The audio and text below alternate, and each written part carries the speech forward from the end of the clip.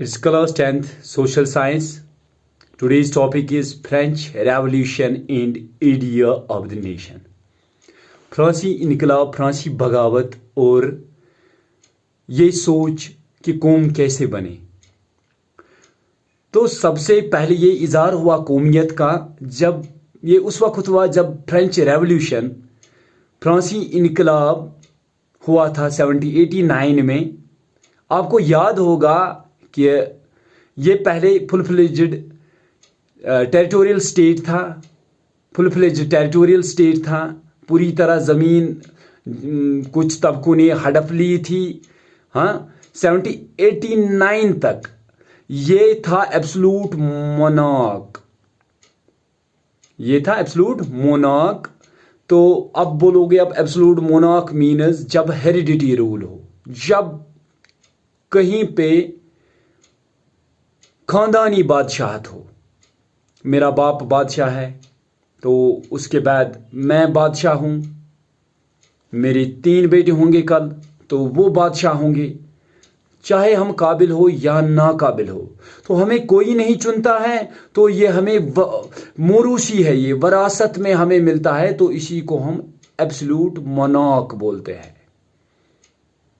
Mono means single, arc means यानी कि हम खानदानी राज करते हैं। एक आदमी एक खानदान से राज होता है लोगों पर।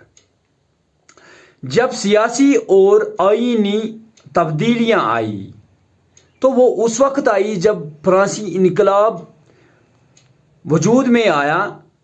तो उस वक्त जो पावर था, जो लोगों की ताकत थी, वो जो मतलब पावर था, लोगों की ताकत नहीं थी बल्कि मोनार्की की सॉवरेनिटी थी।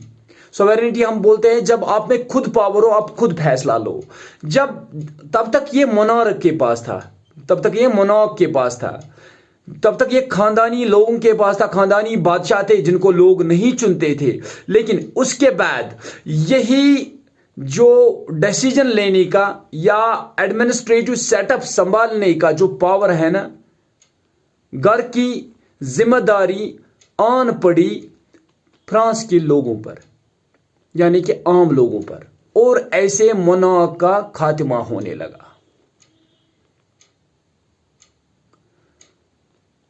तो ये जो इनकलाब है ना, ये यहां पे ये इशारा करती है, ये ऐलान करती है कि कौम की तकदीर संवारते हैं लोग और लोग ही कौम को बनाते हैं। ये इस फ्रेंच रेवोल्यूशन का बुनियादी मकसद था।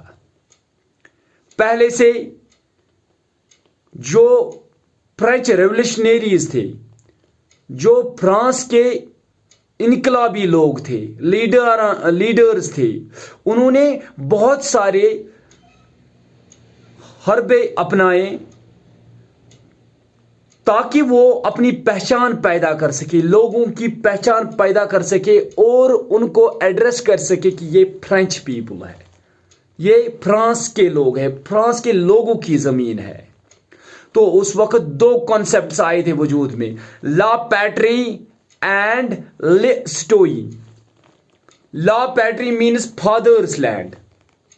आपको पता है सब, अगर किसी का बाप होता है तो उसके बच्चे होते हैं, तो सब बच्चों का हक बराबर होता है। इसका मतलब है ये जो फ्रांस की जमीन थी, अब इनमें ये कॉन्सेप्ट, रेवोल्यूशनरीज ने ये कॉन्सेप्ट क्रिएट किया कि ये जमीन किसी एक एरिस्टोक्रेटिक मोनार्क की नहीं है, किसी एक पर्सन की नहीं है, किसी एक खानदान की नहीं है, बल्कि आम लोगों की है। तो इस वजह से 2 कॉन्सेप्ट्स आए, ला पैट्री एंड लिस्टोइन। यानी कि एक तो फ्रांस है, फादर्स लैंड, सबका बाप है। फादर्स लैंड मतलब ये अपने आबा अजदा की वरासत है। और लिस्टोइन और शहरियों के लिए है ये। तो इससे क्या हुआ, इससे कम्युनिटीज इनमें इतिहाद आ गया। मुख्तलिफ तबके हैं इनमें, यूनाइटेड कम्युनिटी बनने लगी और सबको लगने लगा कि हमें इक्वल राइट्स मिलेंगे, हमें बराबर अपने हुकूक मिलेंगे। और वो हुकूक हमें मिलेंगे संविधान, जिसको हम आईन के थ्रू मिलेंगे। आईन, you know, constitution means set of rules. तो सबके लिए एक जैसे होंगे। एक नया झंडा लहराने लगा फ्रांस का, जो 3 रंग का था। तो जो 3 रंग का था, इस वजह से इन्होंने जो पुराना जो था ना, ये फॉर्मर रॉयल स्टैंडर्ड कि बस ऊंचे तबके एरिस्टोक्रेटिक मोनार्क जो था, वो उसने इसको रिप्लेस किया। और किसने जगह ले ली? ट्राई कलर ने ले ली। जो उस वक्त, क्योंकि आपको पता है फ्रांस में, आपको वो हमने ऑलरेडी डिस्कस किया है, उस वक्त 3 एस्टेट्स थे। हाँ ठीक है, आपको पता है नोबल्स, ऐसे ही नोबल्स थे, कैलर्जी थी एंड कॉमनर्स थे। तो उस वक्त उसका नाम पड़ा था एस्टेट जनरल्स, एस्टेट जनरल। तो यही नाम चेंज किया गया, ये एक पॉलिटिकल बॉडी थी, तो इसी को बनाया गया नेशनल असेंबली, कौमी असेंबली, कौमी विधानसभा। गेटिंग? तो इस वजह से बहुत सारे हाइमन्स, बहुत सारे ये जो बहुत सारे नए नए नगमे गाए गए, नए नए तराने बनाए गए। हाँ, तो और शहीदों को एक श्रद्धांजलि दी गई थी, जिसको हम शहीदों को एक वेलकम दिया गया था। तो मार्टर्स हैज बीन कमेमोरेटेड। तो ऐसे क्या हुआ? ऐसे एक कौम बनी है जिसको हम फ्रांस बोलते हैं। एक सेंट्रल एडमिनिस्ट्रेटिव सिस्टम आया इसकी जगह पे, और यूनिफॉर्म लॉज बने सब शहरियों के लिए। यूनिफॉर्म मीन्स एक जैसे कवानीन, uniform, same, having the same form. तो एक जैसे कवानीन बने, और वो कवानीन सब शहरियों के लिए थे जो फ्रांस की जमीन के अंदर रह रहे थे। They live within the territory of France. ठीक है? तो और इंटरनल कस्टम, जो इंटरनल कस्टम ड्यूटीज थी, मतलब टैक्स, अंदर से जो टैक्स और टैक्स लेते थे, तो वो एबॉलिश किए गए। जो कस्टम ड्यूटीज थी वो एबॉलिश किए गए। हाँ, तो इस वजह से एक यूनिफॉर्म सिस्टम बनाया गया वेट्स और मेजर्स का। मतलब एक नया अंदाज लोगों में पैदा हो गया वेट्स में। तब तक जब सारा पावर होता था मोनार्क के पास, जो वो करते थे, जो वो तोलते थे, कम तोलते थे, ज्यादा तोलते थे, तो वो सब खत्म हुआ। एक सिस्टम हुआ कि अगर मजदूरी करेगा वहां पे कोई, तो उसको बराबर वेजेस मिलेंगे। वरना उसकी जात को देखते थे और उसको देखते थे, ये नोबल्स को एक नजर की जाती थी, कैलर्जी वालों को, कम्युनिटी को एक नजर की जाती थी। कैलर्जी मीन्स जो मतलब जैसे प्रीस्ट है, ये रिलीजियस सेक्ट के साथ, ये मतलब एक प्रोफेशनल प्रीचर होता है, रिलीजियस प्रीचर, तो ये उसी के साथ तशबीह दी जाती है इसको। तो ऐसे रीजनल डायलेक्ट्स, उनको उस वक्त डिस्करेज किया गया। रीजनल डायलेक्ट्स को डिस्करेज किया गया, मतलब जो इलाकाई जबानें थे, तो उन इलाकाई जबानों को डिस्करेज किया गया, तो उनको आगे नहीं बढ़ने दिया। उस वक्त बोला गया हम सब फ्रांस के लोग हैं, इस वजह से हमारी लैंग्वेज एक है, फ्रेंच।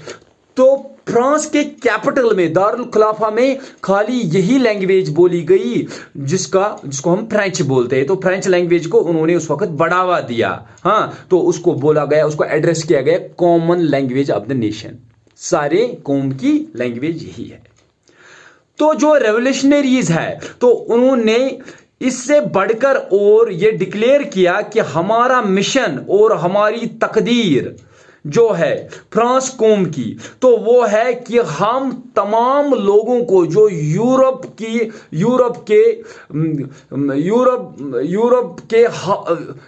जो यूरोप तक फैले हुए हैं, जो यूरोप साइड में जितने भी लोग हैं, तो हम चाहते हैं उनकी तकदीर, और हमारा मिशन है और ये हमारी तकदीर है कि फ्रांसी कौम आ जाए और सब यूरोप के मजलूमों को आजाद करे इस जुल्म से, डिस्पोटिज्म से। हाँ, तो ऐसे ये यूरोप की मदद करेंगे कि यूरोप भी जाग जाए, सारा यूरोप जाग जाए, और सारा यूरोप जब जाग जाएगा तो ये बनेगा नेशंस, ये बनेंगे कौमें, ये बनेंगे अक़वाम। गेटिंग? नए नए वाक़ात हुए, ठीक है। फ्रांस उठा और पहुंचा मुख्तलिफ शहरों में, यूरोप के शहरों में। अब स्टूडेंट्स आ रहे हैं, ठीक है, इजलास हो रहे हैं, जुलूसें निकल रही है, स्टूडेंट्स आ रहे हैं और बाकी मेंबर आ रहे हैं, एजुकेटेड मिडिल क्लास जो थे वो भी आ रहे हैं, ठीक है। तो उन्होंने एक किस्म का एक क्लब बनाया, क्योंकि इससे पहले जो क्लब थे ना, इससे पहले जो असेंबली हॉल्स थे या कहीं पे ये एक जमात खड़ी हो जाती थी, तो उस जमात को हम बोलते थे वो एरिस्टोक्रेटिक फैमिलीज के लिए थी। वो ज्यादातर उनमें कैलेर्जीज और ये नोबल्स अपने फैसले लेते थे, लेकिन एक जहां पे कोई एक ऑर्डिनरी पर्सन भी आ सकता था। एक क्लब बनाया गया जिसका नाम जैकोबियन क्लब था, जो एक सेंट के नाम पे था, जिसका नाम सेंट जैकोबियन था, ठीक है। तो इस वजह से इन्होंने वहां पे जुलूस निकालने शुरू कर दे, फ्रेंच आर्मीज बनी, तो वो दूसरे यूरोप के दूसरे मुल्कों में गई, हॉलैंड चली गई, बेल्जियम चली गई, स्विट्जरलैंड चली गई और इटली भी पहुंची 1790 में। तो इससे जब ये इनकलाब बर्पा हुआ, जब ये इनकलाब आउटब्रेक हुआ, तो इनकलाबी जंग हो गई, बगावत होने लगी, हर जगह से बगावत होने लगी। और ये फ्रेंच आर्मी जो है ना, तो उन्होंने क्या, यही वो लोग हैं जिन्होंने नेशनलिज्म, जिन्होंने कौमियत को बढ़ावा दिया और जिन्होंने बाकी शहरों में इसका कॉन्सेप्ट दिया, इसका आइडिया दिया। गेटिंग? तो ऐसे जब ये यहां तक पहुंचे, तो उन्होंने, जब ये यहां तक पहुंचे तो इन्होंने ही, यही है, फ्रेंच रेवोल्यूशन ने बहुत ज्यादा कमाल किया आलमी सतह पे। उसने इसने अपनी जो हिम्मत दिखाई आगे बढ़ने की, तो वो काबिल तारीफ है।